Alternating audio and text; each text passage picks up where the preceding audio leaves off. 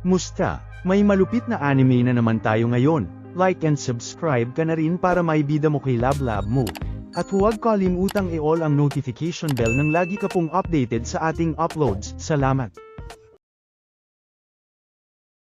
Bagaman ang kasalukuyang kapangyarihan ng simbahan ng Tonanos ay hindi kahanga-hanga, sila ang pinakamalakas na kailanman, hindi ito simpleng kapangyarihan na kayang talunin ng mga naipit sa nakaraan. Bukod doon, kung sumabog ang banal na lupa, ibig sabihin ay isang naglalakbay na may kinalaman sa Tonanos ang pumasok doon, kaya't natural na ang balita tungkol sa pagbubulok, balita tungkol sa rotting death ay kumalat sa loob ng simbahan ng Tonanos. Kailangan kong magpatuloy ng mas maingat. Ang tungsten ng limang langit na kontinente ay wala sa ngayon, ngunit kung iniwan natin ang anuman, mahuhuli tayo. Dapat ko na ring iwan ang lugar na ito ng mabilisan. At nagulat siya nang may nagsalita, at ito pala ay si Lebius. Ang mga robe na iyon ay mula sa simbahan ni Tonanos? At hindi ba't ang tinutukoy mo'y ang rotting death, hindi ang rekang death? Dapat bang tumakas ako, o baka sakaling hulihin siya? Agad itong ginamitan ni Lebius ng kanyang kakayahan at binabalutan ito ng maitim na usok. Ang mababang lingkod na ito na si Lebius kailangan ng asikasuhin ito ng mabilisan upang makabalik siya sa kanyang Panginoon agad, kaya't sabihin mo sa akin lahat ng alam mo. Parang nagsasalita ka sa iyong pagtulog, pakiusap, nais ko malaman ang lahat ng alam mo. Wala nang nagawa ito at sumang-ayon na lang ito, tapos tuluyan itong nakatulog. Hindi naman sinabi dito kung ano ang sinabi niya dahil nagpasalamat na lang si Lebius. Upang dalhin ang kamatayan sa isang eretiko, ako'y isang mabait na tao, marahil kaya sobrang pinahahalagahan ako ng aking Panginoon dahil sa aking mga mabubuting katangian. Isipin mo, may 4 na korap na banal na lupa sa lugar na ito. Medyo nakakagulat. Okay lang siguro kung maglalaro-laro ako sa 1 o 2 lugar bago mag-report sa Pope, di ba? Huho, papunta na ako dyan, Master. At nakarating na si Yunsang sa emperador para mag-report. Noong makita ko siya, isang saglit lang ang nakakaraan, level 150 lang siya, ngayon, level 182 na siya. Mabilis ang kanyang pag-unlad. May kahilingan ka ba, o mayroon bang kailangan akong asikasuhin para sa iyo? Sabihin mo lang ang salita, gagawin ko ang lahat ng kaya ko. Maraming salamat. Pakitingnan mo ito, kasaysayan ng Rotten Death. Sila pala'y mga taong may kulay abo na balat at gumagamit ng kakaibang kapangyarihan. Susuriin ko ito ng mas mabuti at makikipag-ugnay sa iyo ulit. Na-clear mo na ang main scenario 1.5, natanggap mo ang priority pass para sa main scenario 2, maaari kang tumanggap ng gantimpala mula sa emperador. Mayroon ka bang ibang hilingin? Pardon, at nagtaka si Yunsang na iniisip na may iba bang mahalagang bagay sa ngayon? Sa katunayan, dahil binigyan mo ako ng impormasyong ito, nararapat na bigyan kita ng kaukulang gantimpala. Narito, tanggapin mo ito. Salamat. Ito ba'y isang legendary skill book? Oh, growth type pala, ibig sabihin, pwedeng itong maipalago patungong legendary level? Maraming salamat. Wow, gagamitin ko ito ng maayos, Panginoon. Hahaha, dahil sinabi mo iyon, mas lalong nagpapasalamat ako. By the way, may kompetisyon ang mga alagad ng 5 langit na kontinente. Interesado ka ba? At nagtaka ang bida tungkol sa isang kompetisyon. Kung hindi mo kailangang sumali. Ang iba pang matatanda ay kamakailan lamang na tinanggap ang kanilang mga alagad, kaya't hindi dapat malaki ang agwat sa kanilang kasanayan.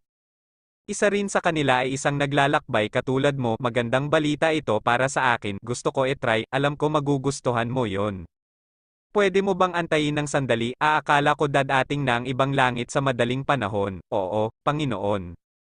Emperor's Battlefield Legendary Passive Growth Type Level 1. Isang emperador ay hindi dapat madapa, dapat niyang magtagumpay sa anumang labanan, dahil ang pagkatalo ng emperador ay ang pagkatalo ng kanyang imperyo.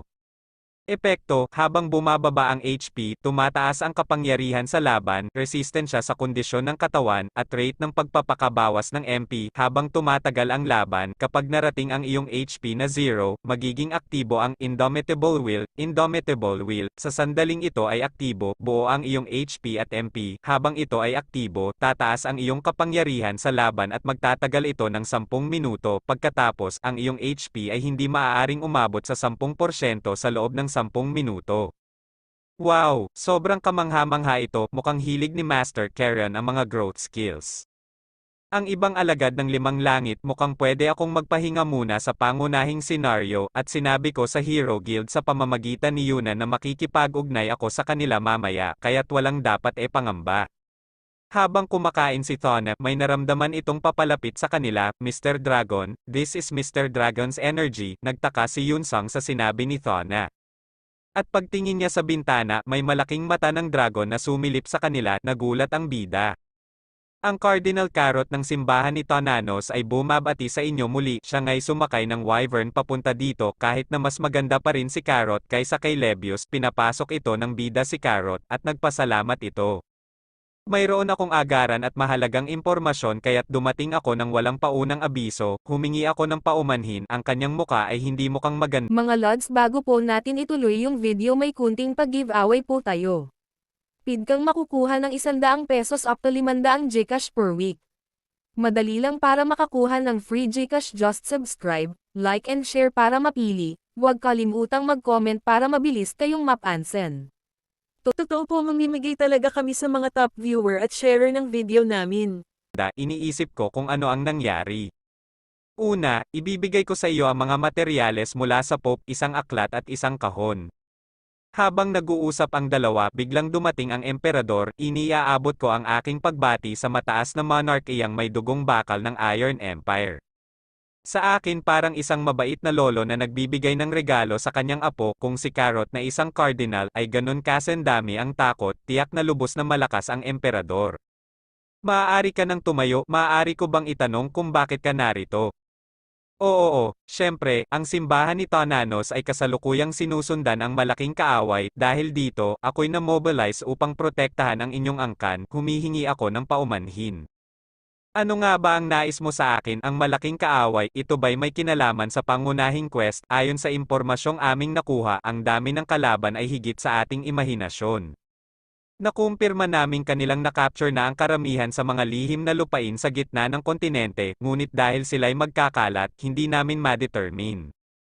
Kaya ka pala narito, upang ipaalam sa akin, may plano rin bang simulan ang gawain sa aking imperyo? Oo, totoo nga iyon, ang malupit mong kaaway na iyong binanggit, sila ang Rotten Death, sila na mula sa demonic race na may kulay abo ang balat, tama, oo, ganun nga, iyon tama, inyong kadakilaan. Sa nakaraan, ang aming simbahan ay nag-iimbestiga sa kanila, ngunit ang aming kalahi ay nagwasak ng isa sa kanilang mahahalagang pwesto ngayon kaya't ang aming gawain ay naging mas madali. Yan ang aking alagad, naiintindihan ko, binibigay ko sa iyo ang aking pahintulot. At huwag ka nang mag-alala tungkol sa kalagayan ng aking alagad, salamat, sa lahat ng paraan, sisikapin naming malutas ang problemang ito sa lalong madaling panahon. Sa ngayon, babalik muna ako, pasensya na at hindi ako makakasama sa iyong tabi, gagawin ko ang lahat ng aking makakaya upang madali nating malutas ang problemang ito at muling makabalik sa iyong tabi. Ang masasabi ko ay astig ang itim na wyvern na iyon at nang marinig ito ng hari, hindi ito kaagad nakapagsalita, iniisip ng bida na ang meteor ay mabilis, pero medyo nakakainis at hindi may kumpara ang pakiramdam ng pagsakay sa isang wyvern. Asahan mo iyan, para sa mga lalaki, dragons o wyverns ang trip, o sige lang. Mayroon akong trabaho na kailangang gawin kaya't aalis na ako, okay, siya ba'y mag-iimbestiga tungkol sa Rotten Death? Dahil nakikisawsaw na ang Rotten Death, malamang ang mga bagay ay kumikilos na sa tamang direksyon, bagaman sa tingin ko, medyo naudlot dahil sa akin, ang ikatlong pangunahing senaryo ay maaaring maging isa na kalahat ang makikilahok ang buong Korean server. Kaya't dapat ko bang tingnan ang laman ng kahon at ang skill na aking natanggap ngayon? Class Skill Key, uri ng skill book, description, kapag ginamit, maaari mong i-unlock ang isang skill na espesipiko sa trabaho, ito ay nag-a-unlock ng isang skill na kadalasang i-unlock sa pamamagitan ng isang trabaho na isang quest, hindi sa mga skill na automatic na nakukuha habang nagle-level up, mga pagbabawal, wala, mga opsyon, nang maayos na i-unlock ang isang espesipikong skill ng trabaho. Isang skill na nakakamit sa pamamagitan ng job quest, kaya makakakuha ba ako ng isang kapangyarihan tulad ng sa mga marka ng apostol? Kaya't bubuksan ba natin ang kahon? Ano ito? Isang paris ng earrings. Qualano, Seeker of Death Legendary, uri, earrings. Description, noong mga unang panahon, may isang pari ng kamatayan na tinatawag na Qualano. Si Qualano, na nahumaling sa kamatayan at nagnanasa dito, ay sinasabing nagtunaw ng kanyang laman at lumikha ng iba't ibang kasangkapan. Mga pagbabawal, maaaring gamitin ng mga trabahong may kinalaman sa kamatayan, mga opsyon, ang lahat ng estadistika ay tataas ng 10%, ang lahat ng epekto ng debuff na itinapon sa mga kaaway ay tataas kapag ang mga halimaw ay pinapatay na may suot na item na ito, sa bawat pag-akyat ng death energy sa tiyak na threshold, magre-recover ng HP at MP, isang beses na nag-ipon ka na ng sapat. Wow, kung sabihin na gumawa siya ng iba't ibang kagamitan, malamang na bahagi ito ng isang set, di ba? Hindi nga, ito rin ba ay nagbibigay sa akin ng isang legendary skill, hindi ko inaasahan ang isang kapangyarihan, masaya na ako sa isang god grade skill. Gusto mo bang i-unlock ang isang random na espesipikong skill ng trabaho, oo o hindi? Nakamit mo ang Soul Harvest God, nakuha ko na. Parang may problema ang hari dito, ang laki ng dragon sa harap ng hari, maaari kaya ito ang dahilan ng biglang pag-alis niya kanina dahil narinig niyang gusto ng bida ng dragon, pumipili siya ng dragon para sa ating bida, kaso ito ay napakalaki naman. Umungol ang dragon ng napakalakas, isipin mo, isang simpleng tao ang nagtatangkang pumasok sa aking lungga, susunugin ko ang iyong kaluluwa sa aking apoy. Ang dare ay isang salita na ipinagkakaloob lamang sa mga malalakas, wala kang karapatan na gamitin ito. Simula nang maging isang matandang dragon ako, ito ang unang pagkakataon na naramdaman ko ang ganitong presyon. Sa totoo lang, naramdaman ko ito lamang mula sa mga matatanda sa aming lahi, hindi, ito'y mas malakas pa kaysa sa mga elder dragons. Sa mga nakaraang panahon, isang hiwa lang ay sapat na para pitasin ang leeg nito, ngunit tila mas nagiging maluwag na ako sa paglipas ng panahon. Iiwanan ko na lamang ito sa isang pakpak, ngayon na iniisip ko, naaalala ko ang isang kwento na isinalaysay ng mga matatanda, may isang tao na pinatay ang dosen siya ng mga dragon sa clan upang makuha ang kanilang mga puso, bagaman hanggang ngayon, ito'y isang simpleng alamat lamang, kaya itinuring ko ito bilang isang kwentong bayan lamang, ngunit ito pala'y totoo.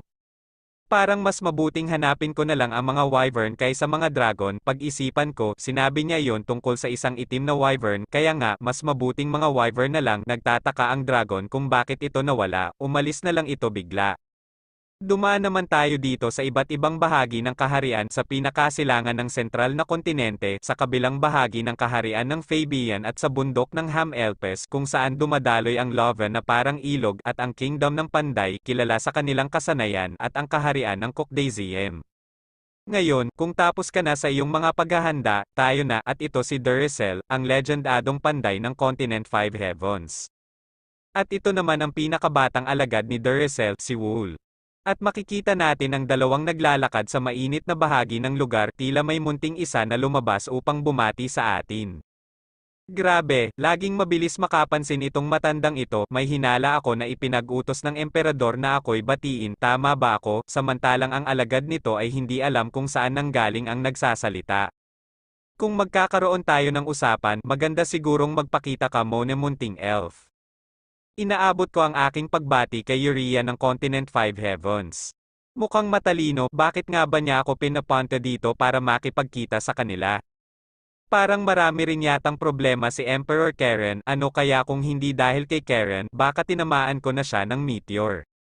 Ano man ang sinasabi ng matandang iyon, tiisin mo, hindi ba mas magiging masaya tayo kapag napatunayan ng alagad natin ang kanyang kakayahan, ang isang kahangahangang guro ay dapat may ganoong pasensya, di ba? Pinapalampas ko lang ito dahil tinawag niyang exceptional ako, hihihi, nakakakilabot, oo nga, tama ka, mukhang marami nang iniisip si kanyang kadakilaan, ang magulong bata na si Uria ay lumalaki na rin pala. Siyempre, ako'y isang kahangahangang guro, sabi nga, ang mga guro ay lumalago habang tinuturuan ang kanilang mga alagad, at higit sa lahat, kung kinuha ng emperador ang isang alagad, siya ba ay isang magic swordsman? Magic swordsman, kung gumagamit sila ng mahika at espada, ano pa nga ba sila kundi isang magic swordsman, medyo magulo nga yata. Check, check, sabi nga, kahit isang balon lang, mahirap malaman ang lalim, paano pa kung subukan mong dalawa, imposible nang maging dakila. At nainis na lang si Uria sa narinig nito mula sa matanda. Maknay, subukan mong maging pinakamahusay sa isang larangan, oo, guro, isang balon lang kaya't tinatawag ang matandang ito na Conde. Sa mga panahong ito, paano mo maipapakita ang iyong epekto sa pamamagitan lamang ng paghukay ng isang balon? Ako mismo ay gumagamit ng gravity magic para makaapekto hindi lamang sa kalawakan kundi pati sa oras. Dapat mong ituro sa iyong mga alagad ang ganitong paraan. Tinuturuan ko lang sila sa aking paraan. Kaya bakit galit ka? Sigurado ka bang hindi ka lang naiinis dahil alam mong totoo ito? Ha, hindi ko tatanggapin yan mula sa isang kagaya mo na kumuha ng maraming alagad dahil hindi kayang magtaguyod ng isang tunay na magaling, sumpa ka, munting elf, malaking ilong na lolo. Please lang tumigil na kayo, sa ibang dako ng kabundukan, may 2 tao na nakaupo, at ang isa sa kanila ay may pinapanood. Ito pala ay si Azura na kanyang pinapanood, maaari lamang akong magbigay ng papuri. Oy, hey, tigil muna sa pahinga para makapagpatuloy na tayo. Ito si Tungsten ng Continent 5 Heavens. Isa na lang, check, check, check, napaka-pathetic, tingnan mo, may paghanga pa sa kanyang mga mata habang nakatingin sa isang kalaban na kakailanganin niyang labanan, nakakainis, nakakainis. Isipin mo, makakalaban ko si Azura, hehe, at ito naman si Titan, ang alagad ni Tungsten, na hayagang humahanga kay Azura. Dahil sa inis ng kanyang guro, nakatikim na ito ng batok sa ulo. Sa Inferno, ito ay masama, bakit mo hinaharas ang mga dragons at wyverns at pinakalma na niya ang kanyang sarili dahil sa mga kaganapan. Isipin mo, maliit lang ang interes niya sa naglalakihang kamatayan dahil sa request ng kanyang alagad, malamang hindi niya ito nakakalimutan, pero ang hindi ito maging prioridad ay nakakabaliw dahil sa isang napakakakayang gumamit na naging alagad ng emperador, nababahala ako na maaaring magulo ang pangunahing kwento.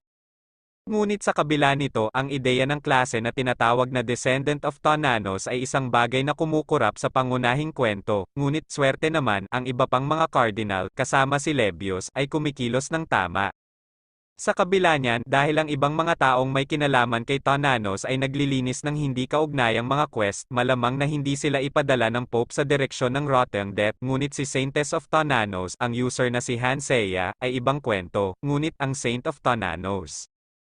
Ang user na iyon ay hindi dapat maging bahagi pa ng pangunahing kwento kung maging banta ang Rotten Death ngayon, malamang nasubukan ng user ng Thananos Church na protektahan si Yunsong at kung ang atensyon ay mapupunta kay Yunsong, tiyak na magiging passive ang galaw ng Thananos Church.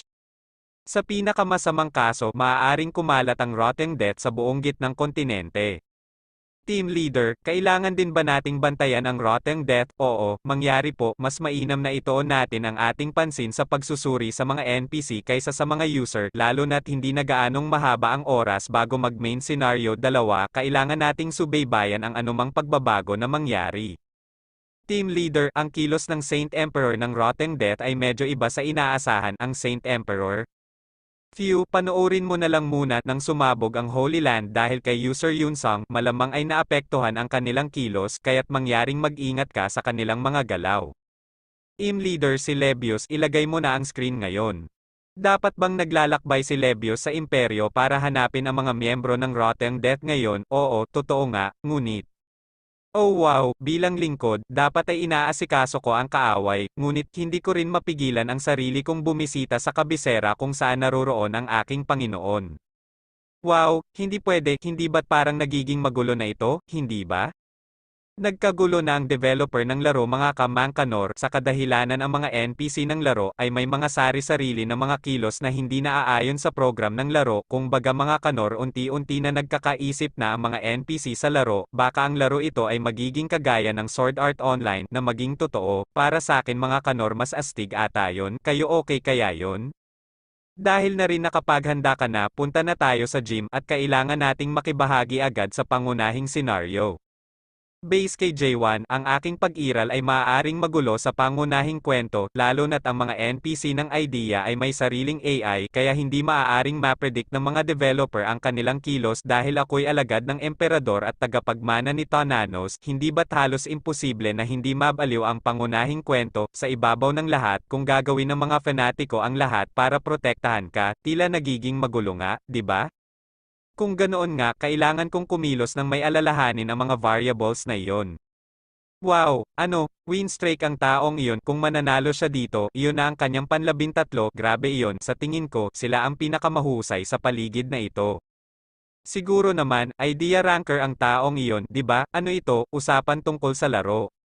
Ah, ito ba yung laro na nilaro ko dati kasama si Yuna? Siya ba yon? Subukan ko rin kaya? O, maganda ba ang kondisyon niya? Wow, kung siya nga yon, kaya niya kaya tibagin ang win streak. Habang sinusuot ni Yunsang ang headgear, pinag-uusapan siya ng mga tao roon. Subalit, kahit gaano kaganda ang kanyang pangangatawan, hindi nangangahulugang magaling siya sa kontrol. Ang epekto ng magandang pangangatawan ay sa pinakamabuti ay makakatulong ng kaunti sa kontrol. Tama nga, hindi mo malalaman hanggat hindi mo nasusubukan talaga. Wow! Mirror match, wow, ibig bang sabihin ay may kumpiyansa siya? Isa ba siyang propesyonal na manlalaro, subalit, kahit na siya'y propesyonal, mahirap pa rin para sa kanya. Wow, ang galing talaga niya, sigurado, iniisip niya ba na nasira niya ang 13 win streak, pareho yata silang idea rankers, di ba? Baka iniisip nilang umalis na ako kaya umalis din sila, iniwan ko lang pala para kumuha ng barya. Mga kanor, sino kaya ito sa laro, si Ark ba ito o si Lucifer sa totoong mundo? Nakakadismaya nga, baka magkaroon pa akong ng pagkakataong makita sila ulit. Haha, mas importante nga yata na umalis na ako bago magalit si Master sa akin sa pagiging late. Nagsasalita na mag-isa yung kakaibang tao, hayaan mo na lang. Sabi ng nanay ko huwag mang-asar ng mga may mental illness. Gaano nakatagal mula noong huli akong bumisita. Haha, hindi ko alam kung kumusta na si Master, kung malakas pa o hindi. Ito pala ang guro na tinutukoy ng binata na guro din pala ni Yunsang sa isang gym na pinapasukan ng ating bida. Masayang binati ng binata ang kanyang master, oy, hindi ka pa nga nakakaalis ng bansa dati pero mukhang maaari nga siyang si Raymond ha, may kaunti bang mga pagbabago siya mula nung huling kita ko sa kanya? Kaya naman kung nais mong subaybayan ang mga susunod na matitinding bakbakan ay tumutok ka lamang sa ating kwento at e-open mo lang ang iyong notification bell at huwag mo na rin kalimutan na mag-like, comment pagkatapos mong mag-subscribe.